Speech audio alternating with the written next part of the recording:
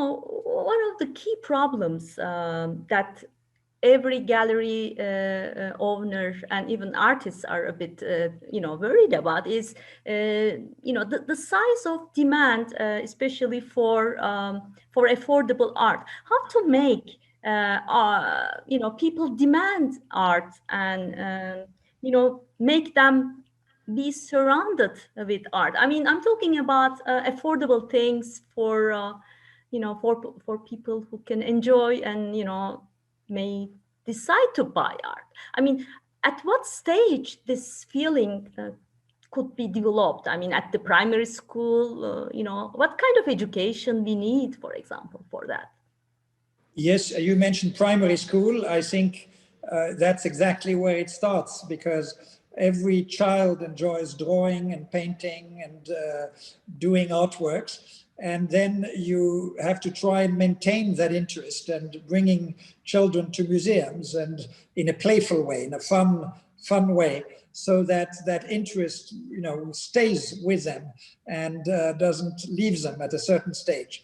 And what is interesting now with the COVID pandemic, and here in France, they have now announced, a second wave of semi-lockdown, since from next week onwards, everything will be closed from 9 p.m. onwards. So people will again spend much more time in their homes than they would in normal times. And so your home plays a bigger role than ever before, even if you live in a very limited space and maybe you can only have one or two artworks in your home.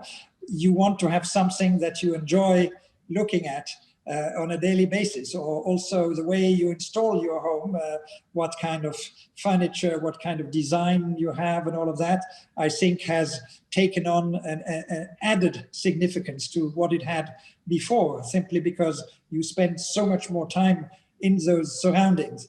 And as a result of that, they will fuel a strong demand for people and wanting to acquire art at all levels.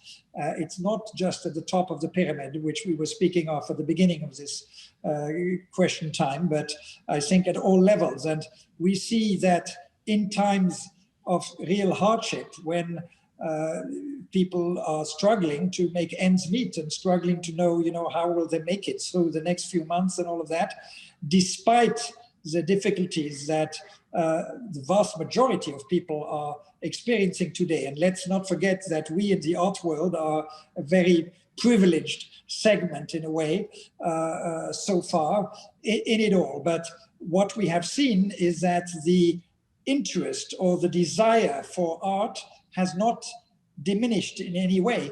In the contrary, I think we yearn more and more, even more now, for art, for music, for aesthetical, cultural stimulation than ever before, because that's what gives us courage, that's what gives us energy, that gives us, the guts to make it through uncertain times and times of anguish, times of fear, and all of that. So I think this has already proven that the need for art is stronger than it's ever been. Yeah, this is interesting, and many people confirms your views. Now, in one of the discussions, you mentioned that experiencing art is very important, and in that you mentioned the popularity of Infinity Room of Kusama and other experiences provided by Team Lab. At Pace, etc. Could you open a bit around this idea of experiencing art? Well, this is a new economic model developing, as you mentioned, the Infinity Room of Yayoi Kusama. And when David Svena showed it in New York, he had endless queues around the block of people wanting to book a time slot during which they could go in and experience those artworks. And Team Lab in Japan, their two experience centers are hugely successful, also on a commercial level, because you have so many people coming to view them. And I think we will see more and more of that type of experiences, and artists creating artworks for the masses, if you want, and not because if an artwork ends up in the home of an affluent person, it's one thing, but when you have many people who can have all-encompassing art experience, that is an extraordinary thing for an artist to offer. And I think many more artists want rather to go into this direction or to go in both directions simultaneously. And so that's a very different model, because they're the producer of those exhibitions is in a way making money through the ticket sales. However many people come and view these experiences, that then plays a big role. And then, of course, all people want to photograph themselves in front of something very special. So you have what you Instagram-friendly art or Instagram-friendly experiences. Yeah, we had also similar cases. I don't know if you know Refik Anadol from LA, Turkish I do indeed. artist. Sensational. Yes, Yeah, Refik extraordinary. had Refik from my university, from the university where I work. He had a couple of exhibitions with Plevneli Gallery in Istanbul, and that made huge success. About 50,000 people saw these exhibitions, and one was related to the to the feelings of sleeping people. I guess it was EEG had experimentations, and reflecting the feelings of people, sad and happy peoples on screening. That show had a great impact, and I understand your mentioning about experience. Now, Well, I Refik want Anadol to. is an interesting example, because I discovered him by accident. I was in a big shopping center in Los Angeles, and then I saw on the wall these two incredible visual simulations, and I was mesmerized and fascinated by it. Yeah, at the Symphony Halls, he had some work for the walls of the Los Angeles Symphony. No, but You, believe me, I was not in the Symphony Hall. I was literally in a shopping center, and I filmed it for the Instagram stories because I was so intrigued by it. And then somebody told me, "Oh, but this is Refik Anadol," and then I started, finding out about him, and then I really got very interested in his work. But as I said, I did discover it in a completely outside of the normal art channels. And that's what's so great. So I think that is right in the line of what we were discussing earlier. yeah, Refik Anadol's work is extremely interesting. Now, more thing related to technology and art. What do you think about possibilities to rent the reflection of artworks on any place we want? It's like working with hyper surfaces, or sharing digital art, in terms of minutes, selling the rights of viewing digital art per minute. This kind of um, you know services to experience art. What do you think about that? I think it's great, because we live in a time when our attention span shortens by the minute. It gets shorter and shorter and shorter. And so even if you have an interior decorator and you have a whole interior making your home, and you may get bored by it quite quickly.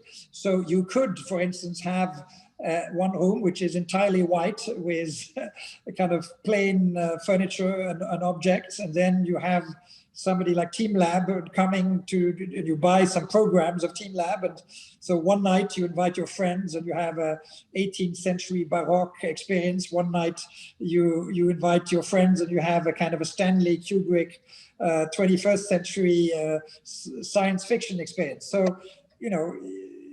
that is quite extraordinary, the possibilities it offers you, and that border between the material world and the technological world is disappearing. Yeah, this is one of my dreams in related to art consumption or art experimenting. The other thing was also art rental, but this business did not work well due to the cost of transportation and all these attached costs, insurance, etc. Do you think art rental is a good idea? And have you heard about Art Bank? Art Bank Canada and Art Bank Australia. So first of all, art rental, as long as I'm back in the market, which is, as you know now, 50 years, periodically I've always heard people starting to discuss art rental, and somehow that's an idea that has never taken hold, and I'm not sure if it ever will. So this is a little different from the other things, which fractional ownership, where I felt we are just a little ahead of time. But with art rental, I'm not sure whether this will ever happen. And then in terms of Art Bank, I have not heard about the companies that you have mentioned, so I can't really answer that. Art Bank Canada was founded in 1974 in Canada. It's a royal, it's a federal unit, and then over time the objective of the bank, it's a public company. It's not based on profit. The objective is to purchase only Canadian art, with given a budget from the government every year, a fixed budget, and then never sell this collection and rent this collection to companies, to government offices. And now that since 74, they accumulated about 20,000 artworks, and some of them are really influential, important, very, very expensive works.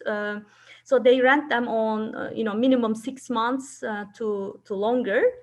Um, and only to companies, of course. And this seemed to at least help local artists to survive. And Australia imitated the same model in 1982, and it seems working well. So well that, since 2000, we keep hearing more and more Aboriginal Australian artists coming to the market. Do you think that it could be a model for countries like Turkey, or like art markets, small art markets around the periphery, to help local artists, young local artists? I like the idea, the way you've described it, that it offers the chance of many artists to be part of those collections.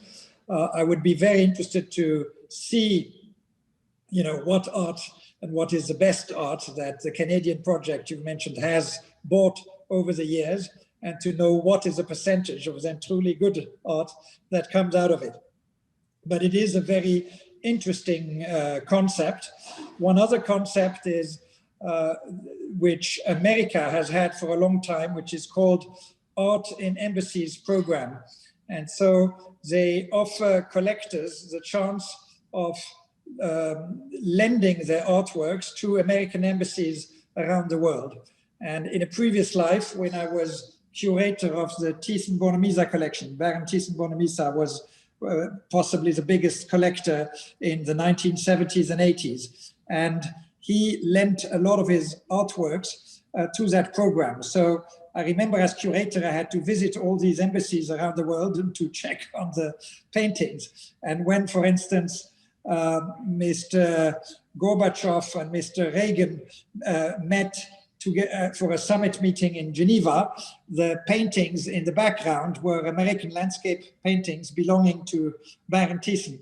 And it's so whenever there was a new ambassador in a place, they would go to the main program of art and embassies, and they would say, okay, I would like to borrow this, and that. And then they could pick from the overall group of works that they wanted to hang in their embassy. And at the same time, of course, these works would get a very good exposure in those different countries where they were being exhibited. So it was a way also of getting wider exposure, because they were not exclusively reserved to American art, but the majority of it was American art. But for instance, I remember the Federal Reserve Board in Washington was also borrowing artworks from that program.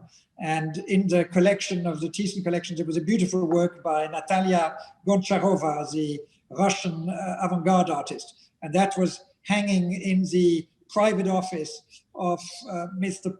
Volcker, who was the head of the Federal Reserve Board in Washington in those days. Very, very interesting. And also, you mentioned, as you mentioned in your book, could you tell us a bit about the exhibition you arranged in Moscow before the opening of Soviet Union? You know, at these hard times, you did a great job, and I think that thing will be always remembered. How you did that? How you convinced people to this exhibition? Well, that was something incredible. Yes, in 1982, the Soviet ambassador to Germany, he was called Mr. Semyonov, approached Baron Thyssen, and he told him, listen, I've seen you've just sent part of your collection on loan to the National Gallery in Washington, D.C. Could you please also send part of your collection to Moscow and Leningrad, as it was called then? And he first said no. And after a while, Ambassador Semyonov came back to him and said, listen, for any painting that you are prepared to lend to the Soviet Union, you will be able to get a painting in exchange that you can borrow from the Soviet Union. So in 1982, he asked me to go to Moscow and Leningrad, and I was walking around the Pushkin Museum and the Hermitage Museum with a little notepad and making notes of all the most beautiful Gauguins, Van Gogh, Picasso, Matisse, etc., making a wish list. And then the directors of the stately Hermitage and the Pushkin Museum came to Lugano in Switzerland, where the Thyssen collection was based. And we asked them, now you can do your wish list. And so they walked around and they were filling their little notepads with their wish list. Then we sat around a table, and it was literally eye for eye, tooth for tooth. And we ended up with two unbelievable exhibitions. So we were able to show in 1983 all the masterworks from the Shukin and Morozov collections inside the private home of Baron Thyssen, who was, one of the great capitalists of the time. And this was at a time when it was Mr. Brezhnev, who was Secretary General of the Communist Party. And that exhibition to this day is still the most successful exhibition that took place in Switzerland. LVMH 2 years ago or 3 years ago did that exhibition again in a way with the treasures, with a lot of the same works were overlapping, and it was the biggest success in Paris, where hundreds of thousands of people went to the Louis Vuitton Foundation to view the treasures of Shukin and Morozov. Anyway, and in exchange, the Hermitage and the Pushkin Museum showed the highlights of the Thyssen collection, which their directors had chosen. Yeah, that was a great experience, and also as a creator, you had great years with this famous industrialist. Which one you prefer? Working at Sotheby's, being on the platform and talking the sold thing, or being the creator and working in this glamorous collection? I must admit that I feel that I've been very lucky to see the art world from different angles. And whenever I started a new chapter, let's say, I always thought I would do it forever. And I always thought this is the most exciting thing I've ever done. And so I loved being curator of what was then the biggest private collection in the world. Now it's a museum in Madrid, opposite the Prado. Then I loved all the years I spent at Sotheby's as chief auctioneer worldwide. I loved all the years that I spent at Philips, Philips de Pury as it was called then, as chief auctioneer and chairman. And I must say I love my current life as where I'm totally free in a way to do all of the above, to do curate exhibitions, to conduct auctions, to do private transactions, and that liberty of not being part of a kind of fixed structure is something that I currently enjoy enormously.